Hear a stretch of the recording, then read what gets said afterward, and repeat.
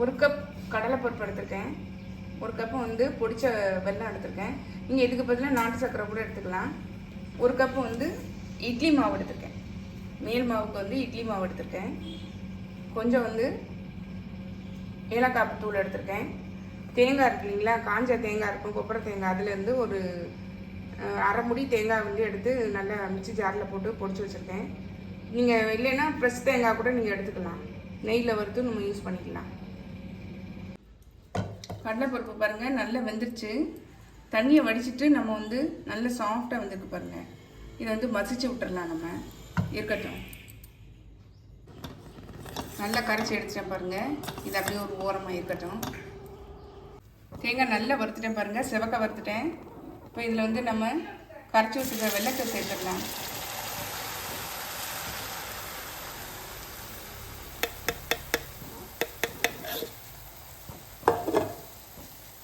நம்ம கடலைப்பருப்பு பாருங்கள் நல்லா சாஃப்டாக வந்து வெந்துருச்சு. நம்ம கைட்டு அமுக்குனாலே வந்து இதாகிடுது.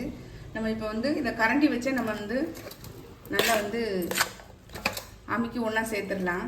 இல்லை நீங்கள் கொஞ்சம் சரியாக வேகாத மாதிரி இருந்தது அப்படின்னா மிக்ஸி ஜாரில் போட்டு ஒரு சுற்றி எடுத்துடலாம். நான் இப்போ கைட்டே பண்ணிடுறேன், ஏன்னா இது வந்து நல்லா வந்து வெந்துருச்சு. அதனால் வந்து இதையும் அந்த கலவையோடு சேர்த்துறேன். நல்லா திக்காகிடுச்சு பாருங்கள். இந்த மாதிரி திக்காக இருக்கணும் அது. இப்போ நான் வெல்லம் வந்து மண் தூசு இருக்கும் அப்படிங்கிறதுனால நான் கரைச்சிட்டு சேர்த்துருக்கேன். அப்படி இல்லை சுத்தமாக தான் இருக்குது உங்கள் வெல்லம் அப்படின்னா நீங்கள் டைரெக்டாகவே நீங்கள் வந்து இந்த பருப்போடு கலந்து மிக்ஸி ஜாரில் ஒரு ஓட்டிடலாம். இப்போ நான் வந்து ஏலக்காய் தூள் வந்து சேர்த்துக்கிறேன். நல்லா மிக்ஸ் பண்ணி விட்டுட்டு நம்ம அடுப்பை ஆஃப் பண்ணிவிட்டு ஆற விட்டுறலாம். ஆறுனதுக்கப்புறமா நம்ம வந்து உருண்டை பிடிச்சிக்கலாம். ஏன்னா ஆற இன்னும் கொஞ்சம் திக்காகும். மேல் மாவு பார்த்துடலாம். நம்ம இந்த இட்லி மாவு இருக்கு பாருங்கள், இதை வந்து இந்த பவுலில் விட்டுக்கிறேன். இது வந்து திக்காக இருந்தால் பாருங்கள், கொஞ்சம் தண்ணியாக இருக்கிற மாதிரி இருந்தது அப்படின்னா இது கூட வந்து அரிசி மாவு வந்து 1 டேபிள் ஸ்பூன் நம்ம சேர்த்துக்கலாம். உப்பு வந்து நம்ம ஏற்கனவே போட்டிருப்போம் இட்லி மாவில், அதனால் வந்து தேவைப்படாது. வேணும்னா கொஞ்சமாக சேர்த்துக்கோங்க. நல்லா வந்து கலந்து விட்டுறலாம்.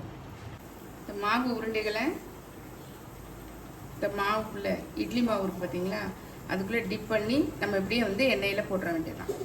இப்போ எண்ணெய் வந்து சூடாக வச்சுருக்கேன், போட்டுக்கலாம். முதல்ல போட்டதில் வெந்துருச்சு பாருங்கள். நம்ம இப்போ இதெல்லாம் எடுத்துடலாம். எல்லா பக்கமுமே நல்லா வெந்துருச்சு, கிறிஸ்பியாக இருக்குது பாருங்கள்.